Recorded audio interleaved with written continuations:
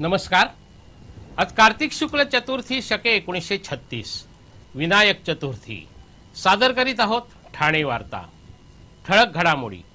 ठाण्यामध्ये दिवाळी दरम्यान हवा आणि ध्वनी प्रदूषणात वाढ, मात्र गेल्या वर्षीच्या तुलनेत यामध्ये घट। दिवाळीच्या दिवसात ठाण्यात सोनसाखळी चोरांची धूम आणि स्वच्छ भारत अभियानाअंतर्गत कोलबाड परिसराची साफसफाई। या आणि इतर घडामोडी विस्तृतपणे पण काही क्षणातच। ठाणे वार्ता पहा श्रीस्थानक वाहिनीवर।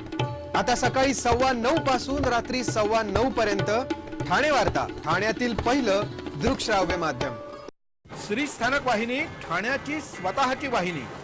ठाण्यातील घडामोडी, कार्यक्रम, वादविवाद, अगदी गाणी, नाटक याचा आनंद घर बसल्या पहा श्रीस्थानक वाहिनी। आपल्या ठाण्याचं हक्काचं व्यासपीठ श्रीस्थानक वाहिनी।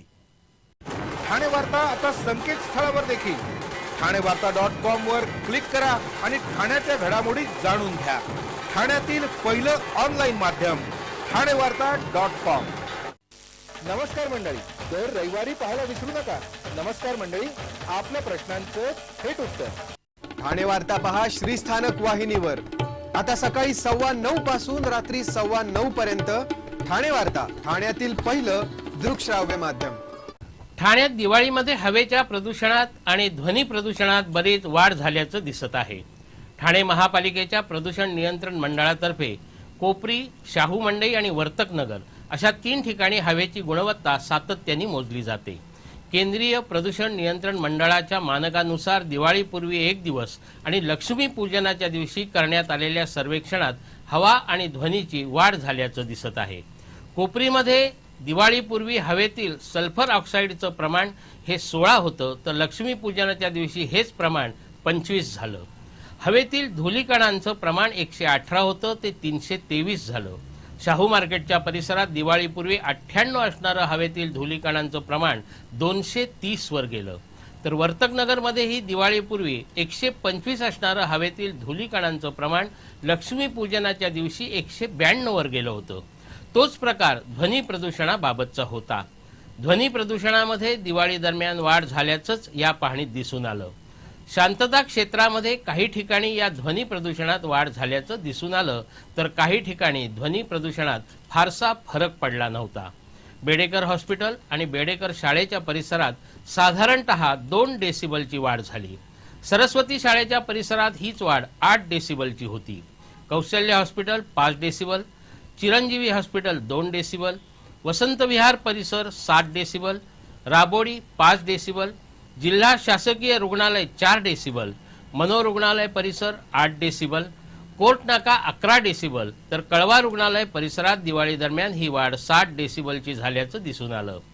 विशेषतः जसजशी रात्र होत गेली तसतशी ध्वनी प्रदूषणात वाढ झाल्याचं दिसून आलं, मात्र गेल्या वर्षीच्या तुलनेत ही वाढ कमी झाल्याचंही महापालिका प्रदूषण नियंत्रण मंडळाचा अहवाल सांगतो।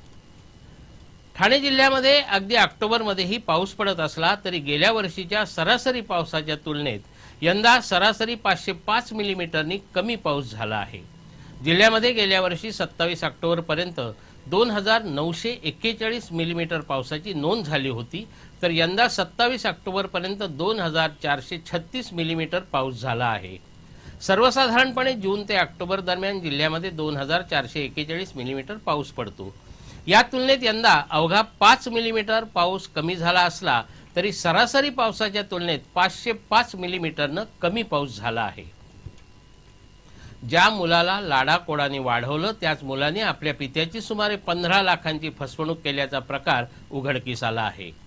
अरुण बुद्धिवंत हे सेवानिवृत्त असून वर्तक नगरमध्ये तिरुपती अपार्टमेंट इथे राहतात। 1995 मध्ये त्यांच्या पत्नीने त्यांना घटस्फोट दिल्यामुळे ते वेगळे राहत होते। 2008 मध्ये अरुण बुद्धिवंत निवृत्त झाल्यानंतर त्यांना 7.5 लाख रुपये मिळाले होते।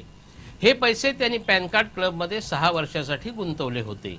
10 जानेवारीला गुंतवलेले पैसे 15 लाख झाले होते आणि मुदत संपल्यामुळे हे पैसे बुद्धिवंत यांना परत मिळणार होते।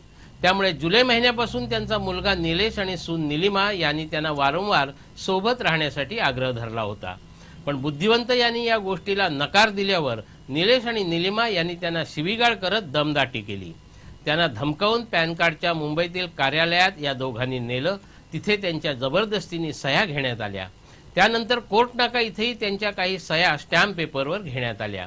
कळव्यातील बँक ऑफ इंडियामध्ये या तिघांच्या नावे संयुक्त खातं उघडण्यात आलं आणि पॅन कार्डकडून मिळालेला सुमारे 15 लाखांचा धनादेश या खात्यात भरून त्यातला एकही पैसा बुद्धिवंत यांना देण्यात आला नाही.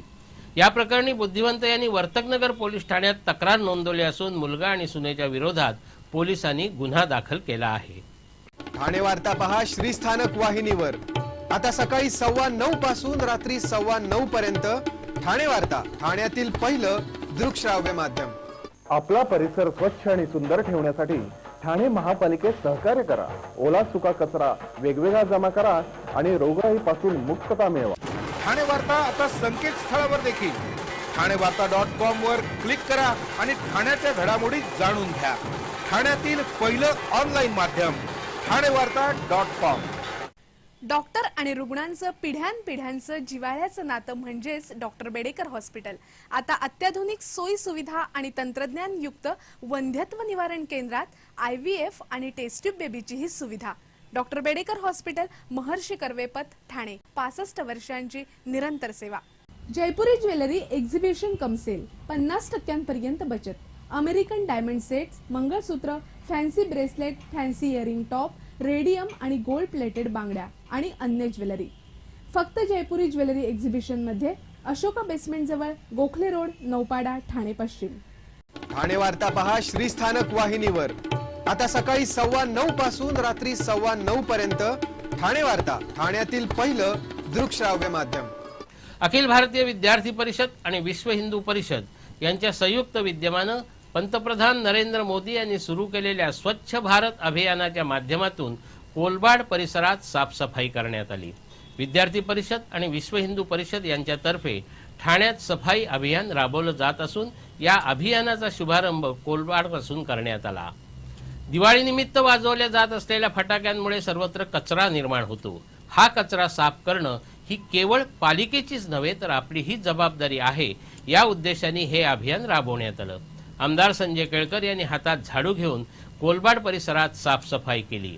या अभियानाअंतर्गत कोलबाड आणि आजूबाजूचा अर्धा किलोमीटरचा परिसर स्वच्छ करण्यात आला. साफ करण्यात आलेला कचरा कार्यकर्त्यांनी कचरा गाड्यांमध्ये जमा करून नंतर हा कचरा पालिकेच्या कचरा गाडीत टाकण्यात आला. ठाण्यामध्ये सोनसाखळी चोरांबरोबरच भुरटे चोरही सक्रिय झाल्याचं दिसत आहे. दिवाळीच्या काळात सोनसाखळी चोरीच्या 22 तर रोकड लुटीच्या 2 घटना घडल्या. ठाणे, कल्याण, डोंबिवली, भिवंडी, अंबरनाथ, बदलापूर या ठाणे पोलीस आयुक्तालयातील क्षेत्रात गेले काही महिने सोनसाखळी चोरांनी धुमाकूळ घातला आहे. त्यांना आवर घालण्यासाठी पोलिसांनी मोक्का अन्वये ही कारवाई केली होती, पण तरीही यामध्ये फारसा फरक पडलेला नाही. दिवाळीच्या काळामध्ये वेगवेगळ्या पोलीस ठाण्यांच्या हद्दीत सोनसाखळी चोरीच्या 22 घटना घडल्या तर 2 जणांची सुमारे 8 लाखाची रोकड लुटण्यात आली. सोनसाखळी चोरीच्या प्रकरणात सोनसाखळी खेचताना झालेल्या विरोधामुळे 2 महिलाही जखमी होण्याचा प्रकार घडला आहे. ठाण्यातील एका भामट्या युवतीने चित्रपट दिग्दर्शकाला टोपी घातली आहे. मोबाईल हरवण्याच्या अनेक घटना घडत असतात, पण एका युवतीने चित्रपटाच्या पद्धतीने एका चित्रपट दिग्दर्शकाला भुलवत त्याचा महागडा मोबाईल लंपास केला. चांदिवली इथे राहणारे लेखराज टंडन हे चित्रपट दिग्दर्शक आहेत. त्यांना एका युवतीने फोन करून आपल्या चित्रपटाचं दिग्दर्शन करावं अशी गळ घातली. या चित्रपटाच्या चर्चेसाठी तिने ठाणे रेल्वे स्थानकाजवळ टंडन यांना बोलावलं. ठाणे रेल्वे स्थानक परिसरातील एका हॉटेलमध्ये या दोघांमध्ये चर्चा झाली. चित्रपटाविषयी चर्चा सुरू असतानाच अचानकपणे या युवतीने टंडन यांच्याकडे आपली बॅटरी संपली असून 2 मिनिटं फोन देणार का अशी विचारणा केली. टंडन यांनी आपला महागडा फोन या युवतीच्या ताब्यात दिला. फोन करण्याच्या बहाण्याने ही युवती हॉटेल बाहेर आली. इकडे टंडन बराच वेळ वाट बघत बसले होते, पण ही युवती न आल्याने त्यांनी हॉटेल बाहेर येऊन तिला शोधण्याचा प्रयत्न केला, पण नंतर त्यांना आपली फसवणूक झाल्याचं लक्षात आलं. सध्या पोलीस या युवतीच्या शोधात आहेत.